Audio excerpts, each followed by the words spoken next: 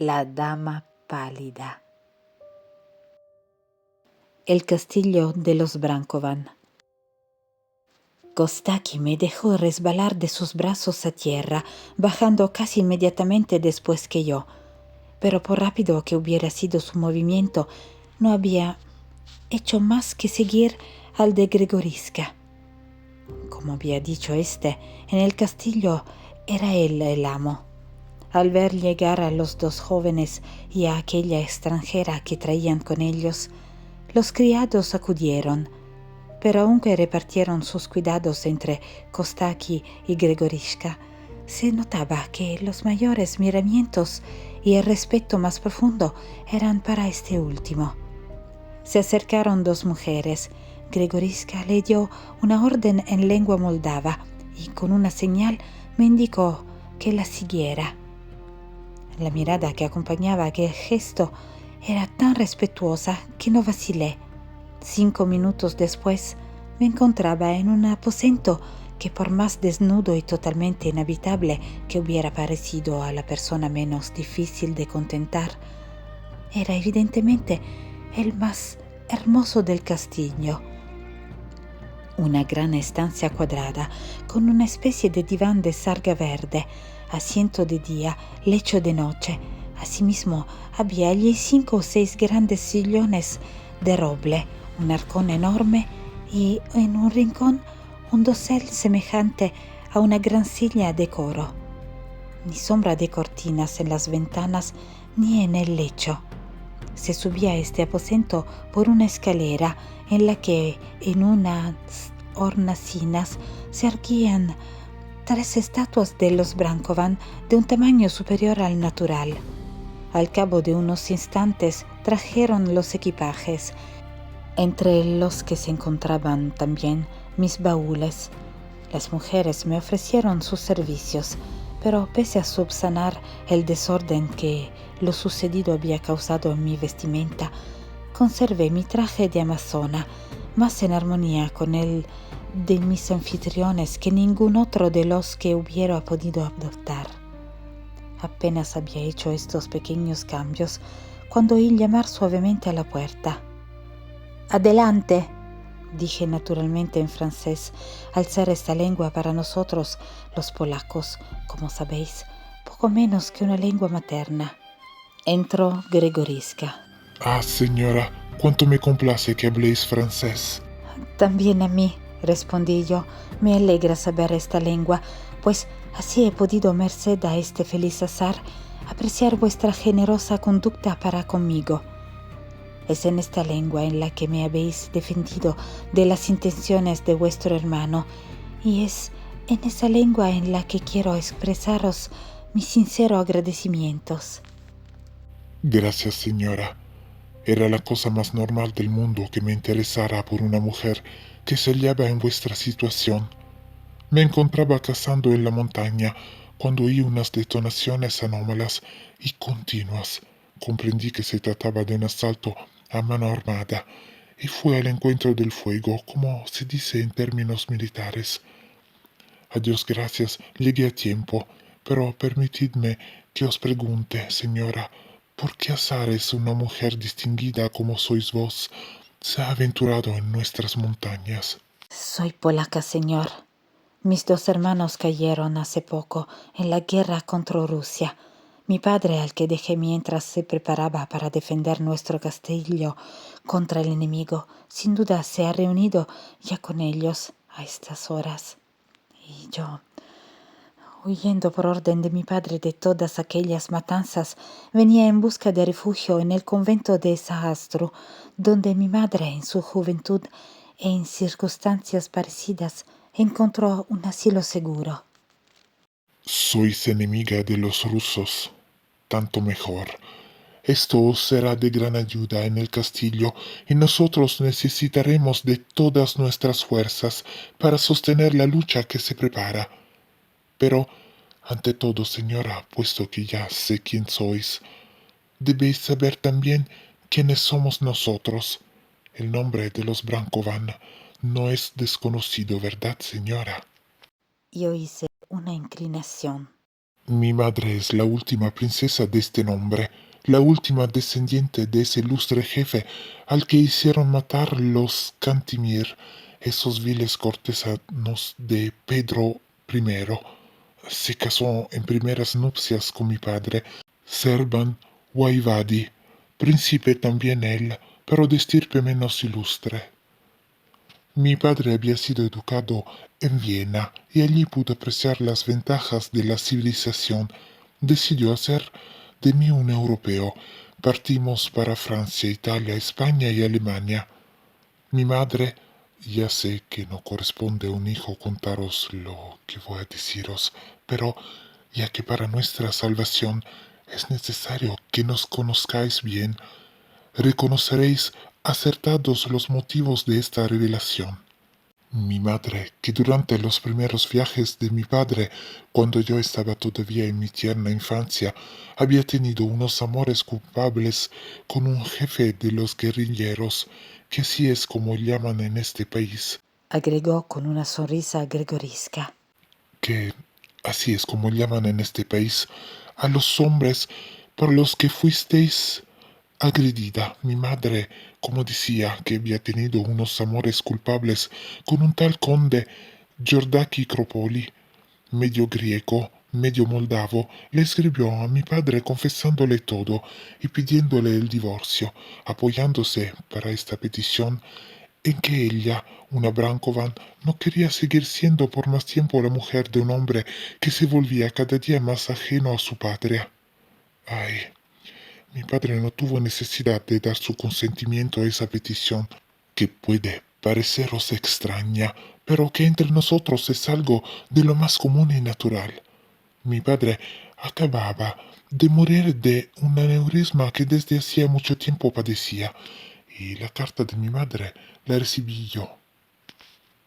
A mí no me quedaba ya otra cosa que hacer votos muy sinceros por la felicidad de mi madre, votos que llegaron a través de una carta mía junto con la noticia de que era viuda. En dicha carta le pedía también permiso para continuar mis viajes, permiso que me fue concedido. Tenía yo la firme intención de establecerme en Francia o en Alemania para no encontrarme cara a cara con un hombre que me detestaba y al que no podía amar, es decir, al marido de mi madre, cuando he aquí que de improviso me enteré de que el conde Giordaki Cropoli acababa de ser asesinado, según se decía, por los viejos cosacos de mi padre. Me apresuré a regresar porque quería a mi madre. Comprendía su aislamiento y la necesidad en que debía de encontrarse de tener a su lado en tales circunstancias a sus seres queridos. Aunque ella nunca se había mostrado muy afectuosa conmigo, yo era su hijo. Llegué inesperadamente una mañana al castillo de nuestros padres. Allí encontré a un joven a quien al principio tomé por un extraño, pero luego supe que era mi hermano. Se trataba de Kostaki, el hijo del adulterio, legitimado por un segundo matrimonio. Kostaki, es decir, la indomable criatura que visteis, para quien sus pasiones son la única ley, para quien no hay nada sagrado en este mundo excepto su madre, que me obedece como el tigre obedece al brazo de que lo ha domado, pero rugiendo siempre, en la vaga esperanza de poder devorarme un día. En el interior del castillo, en la morada de los Brankovan y de los Waivadi, el amo soy todavía yo, pero fuera de este recinto en campo abierto, él se convierte en el hijo salvaje de los bosques y de los montes, que quiere doblegarlo todo bajo su férrea voluntad. ¿Cómo es que ha cedido hoy? ¿Cómo es que han cedido sus hombres? No lo sé.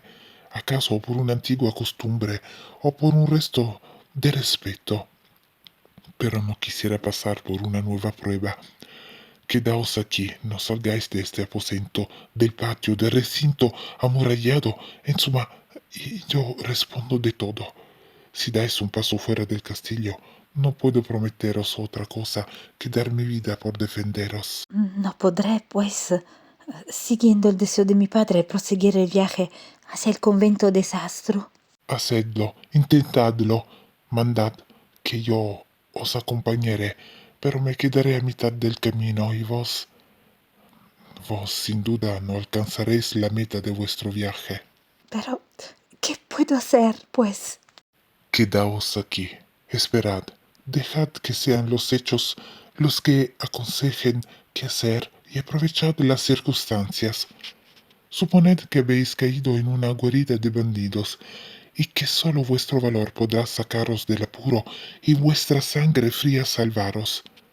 Mi madre, pese a la preferencia que otorga a Kostaki, hijo de su amor, es buena y generosa. Por otra parte es una Brankovan, es decir, una verdadera princesa. Ya lo veréis. Ella os defenderá de las brutales pasiones de Kostaki. Poneos bajo su protección. Sois hermosa y os amará. Y por otra parte, Me miró con una expresión indefinible. hay alguien que pueda veros o no amaros. Venid ahora al comedor donde mi madre nos espera. No mostréis embarazo ni desconfianza. Hablad polaco. Aquí nadie conoce esta lengua. Yo le traduciré a mi madre vuestras palabras. Y está tranquila, que solo diré lo que sea preciso decir. Y sobre todo, ni una palabra de cuanto os acabo de revelar. Nadie debe sospechar que existe un acuerdo entre nosotros. No sabéis aún de cuánta astucia y disimulo es capaz el más sincero de nosotros. Venid. Yo lo seguí por la escalera, iluminada por unas antorchas de resina colocadas en unas manos de hierro que sobresalían del muro. Era evidente que aquella desacostumbrada iluminación había sido dispuesta para mí. Llegamos al comedor. Apenas Gregoriska hubo abierto la puerta y pronunciando una palabra en lengua moldava que posteriormente supe que quería decir la extranjera, avanzó hacia nosotros una mujer alta. Era la princesa Brankovan. Llevaba sus blancos cabellos trenzados en torno a la cabeza, que estaba cubierta de un gorrito de Marta Sibelina, que remataba un penacho, signo de su origen principesco. Vestía una especie de túnica de tisú de oro, el colpiño recubierto de pedrería, sobrepuesta una larga opalanda de tela turca, adornada con una piel semejante a la del gorrito. Llevaba en la mano un rosario de cuentas de ámbar que desgranaba muy rápido entre sus dedos. A su lado estaba Kostaki, ataviado con el espléndido y majestuoso traje magiar, bajo el cual me pareció todavía más extraño. Era un ropón de terciopelo verde, de mangas anchas, que le caían hasta debajo de la rodilla, calzones de casimir rojo, babuchas de marroquín bordados de oro, con su cabeza destocada, sus largos cabellos de color negro tirando a su lado, le caían sobre su cuello desnudo, rodeado tan solo por la cenefa blanca de una camisa de seda. Me saludó torpemente y pronunció en moldavo algunas palabras ininteligibles para mí. Podéis hablar en francés, hermano mío. La señora es polaca y comprende esta lengua. Entonces, Kostaki dijo en francés algunas palabras casi tan ininteligibles para mí como las que había pronunciado en moldavo, pero la madre, extendiendo gravemente el brazo, interrumpió a los dos hermanos. Era evidente para mí que les decía a sus hijos que era ella quien debía recibirme. Comenzó entonces en lengua moldava un discurso de bienvenida al que su fisonomía daba un sentido fácil de explicar. Me indicó la mesa, me ofreció una silla cerca de ella, señaló con un gesto toda la casa, como diciéndome que estaba a mi disposición, y sentándose antes de que lo demás con benévola dignidad, se persignó y dijo una oración. Entonces, cada uno ocupó el sitio que les correspondía, de acuerdo con la etiqueta. Con Gregoriska a mi lado, como yo era la extranjera, ello hacía que Kostaki le tocara el puesto de honor junto a su madre Esmeralda. Así se llamaba la princesa. También Gregorisca se había cambiado de indumentaria. Llevaba la túnica magiar como su hermano, solo que la suya era de terciopelo granate y sus calzones de casimir azul. Tenía colgada del cuello una espléndida condecoración, el Nisham del sultán Mahmud. Los restantes comensales del castillo cenaban en la misma mesa, cada cual en el rango que le correspondía según el grado que ocupaba entre los amigos o entre los servidores. La cena fue triste. Kostaki no me dirigió la palabra una sola vez, aunque su hermano tuvo en todo momento la atención de hablarme en francés. En cuanto a la madre, me ofreció de todo, ella misma, con ese aire solemne que no le abandonaba jamás.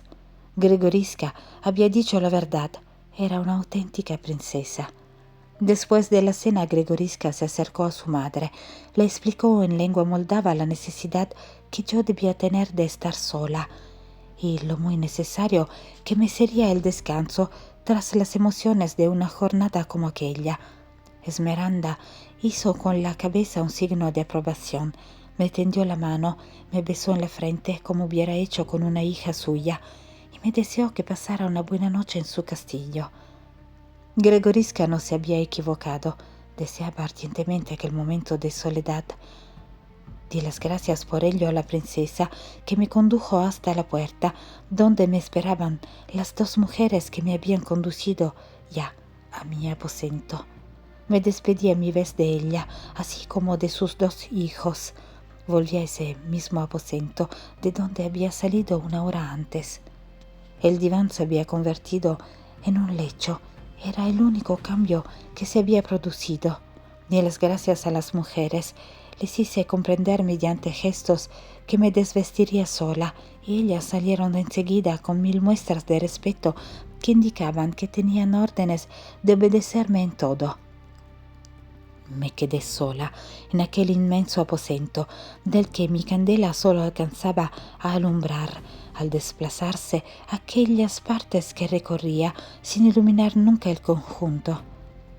Era un juego singular de luces que establecía una especie de lucha entre el resplandor de mi vela y los rayos de la luna que penetraban a través de la ventana sin cortinas.